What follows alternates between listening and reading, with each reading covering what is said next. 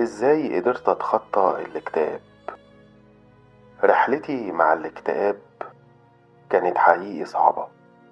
فترة كبيرة بين التشتت، حزن، عدم رغبة في الانبساط، وده لاني مش عارف افرح. كل شيء كان محصل بعضه. الحياة بالنسبة لي كانت لا شيء، مفيش حاجة فارقة. كان كل هدفي ان اخلص الروتين اللي ورايا وارجع انام، واصحى اكرر نفس الشيء كل يوم.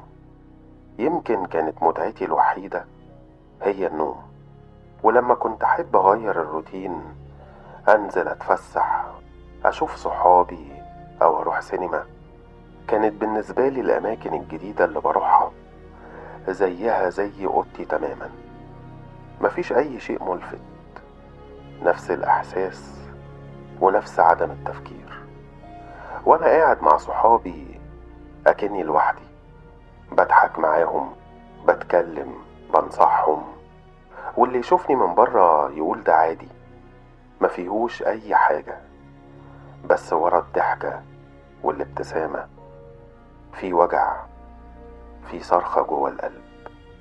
حقيقي كنت بستغرب من نفسي وانا بالتناقض ده. بحس ان استاهل جايزة افضل واحد بيعرف يمثل انه كويس وما فيهوش حاجة، احسن واحد مش عارف هو عايز ايه من الحياة. انا ليه جيت الدنيا؟ وبعد تفكير طويل وكلام كتير مع نفسي، اكتشفت انا ونفسي اننا بنعاني من نفسي، وده شيء صعب شرحه. وعشان كده وصلت للي انا فيه.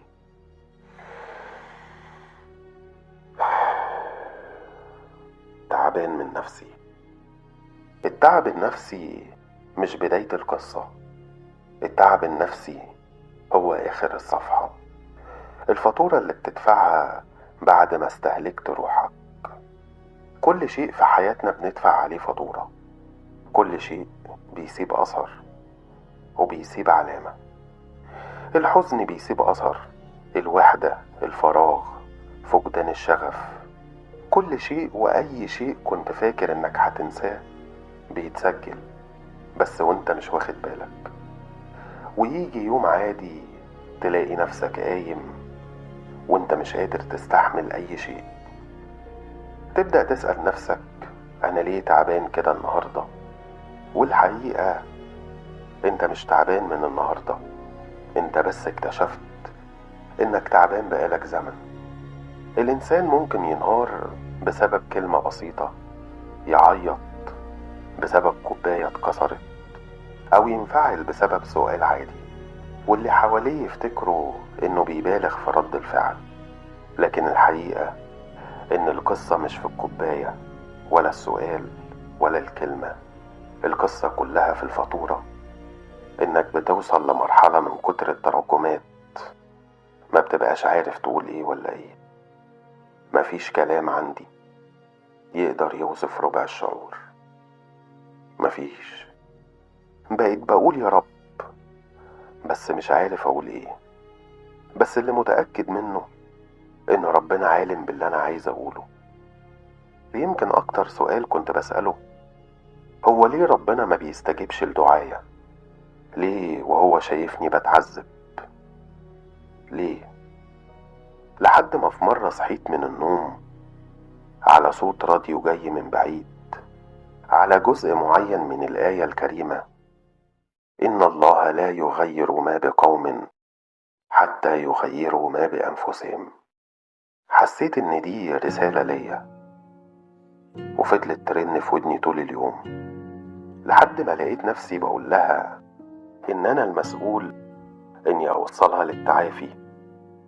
اكتشفت إن علاقتي بيني وبين نفسي الأول كانت عاملة زي اللي سايق عربية في الصحراء. العربية عطلت منه، وعشان هو دايما متعود إن قبل ما ينزل يشد فرامل الإيد، شد فرامل الإيد ونزل يزقها. لا العربية اتحركت ولا هو فكر في السبب اللي خلاها ما تتحركش.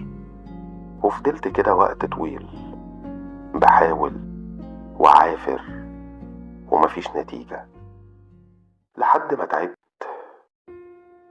امتلكني الإحباط وفضلت واقف مكاني. المشكلة اللي مريت بيها كانت زي العربية، فقدت ناس غاليين عندي، حلم اتهدم من قبل ما يبتدي، فرحة انكسرت. بس أنا اللي شديت فرامل الحياة عندي. بتبقى في تفاصيل صغيرة في حياتنا بنبقى متعودين نعملها، بس ساعات هي اللي بتوقف الدنيا وما بنبقاش واخدين بالنا إن هي السبب، ونفضل غرقانين في أسئلة زي ليه وإزاي واشمعنى ده بيحصل معايا، وفي الآخر ما بتقدرش تتعافى. بس لما ابتديت أسألني قلت أنا ليه عملت في نفسي كده؟ يا ترى أنا كنت خايف أتعافى عشان اتعودت وشايف إن مفيش بديل، ولا عشان حبيت نفسي في الألم؟ والإجابة يمكن هما الاتنين، أو إجابة تالتة.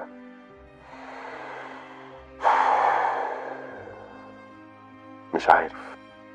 المهم لما ابتديت أنزل فرامل الإيد وامسح المراية واشوف نفسي بشكل أوضح، لقيت إن أنا فعلا ظلمتها. هي ما تستاهلش مني كل ده، والحياة مش هتقف عليا.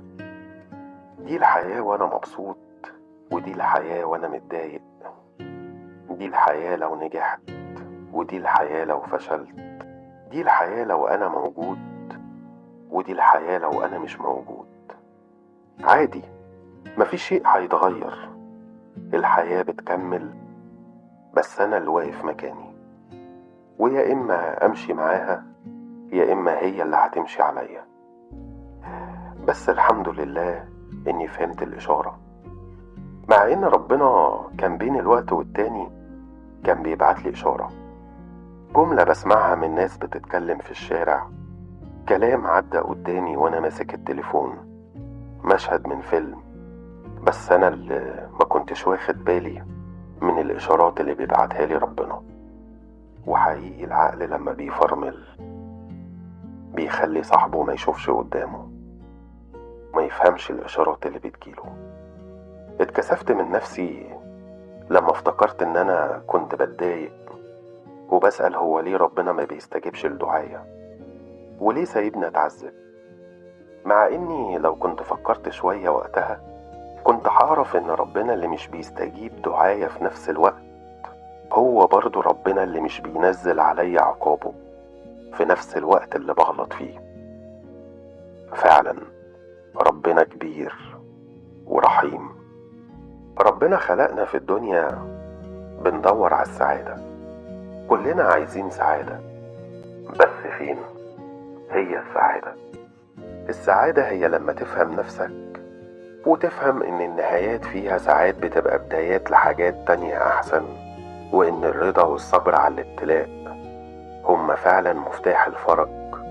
بس المهم ان الواحد يسعى ويجاهد انه يخرج من الدوامة اللي هو فيها. اكتر شيء بيخوف في الحياة ان الانسان مش بيضيع فجأة، لكن بيضيع بالتدريج. مفيش حد بيصحى من النوم ويقرر ينسى نفسه. المشكلة عمرها ما كانت في الحب أو الفلوس أو الطموح، المشكلة كلها في الجرعة. كل شيء في الحياة وليه جرعة، وهنا هتفهم ليه في ناس كتير عندهم كل شيء وبالرغم من كده تعبانين. زودت في الكرم هتلاقي اللي يستغلك، زودت في الحب أو العتاب هيتزهق منك، زودت في الحزن هتتعب وهتخسر صحتك ونفسك. التوازن هو القانون اللي ربنا خلقه عشان بيه الكون يفضل موجود. ساعات الشيطان بيصور لنا ان الدنيا مفيش عدل فيها وكئيبة، وان الحياة مفيهاش حاجة عشان تتعاش، مع ان الدنيا حلوة والحياة فعلا جميلة، وجمالها في إن يبقى عندك يقين بربنا إن برغم انعدام الأسباب هيحقق لك كل أمر بتتمناه. فمهما كانت أمورك متعقدة فاحسن الظن بالله، وما تنساش إن كل متوقع آت. فمهما كان حظك في الدنيا قليل خليك دايما راضي، ستمضي أقدارك على كل حال، فاجعلها تمضي وأنت راض عنها، فلربما ثواب رضاك يرضيك. توقع دايما الخير وخلي أملك في ربنا كبير. شكرا إنكم سمعتوني، مستني تعليقاتكم، وما تنسوش الفولو واللايك والشير. كان معاكم راديو جديد مع مذيع مش عايز يقول اسمه.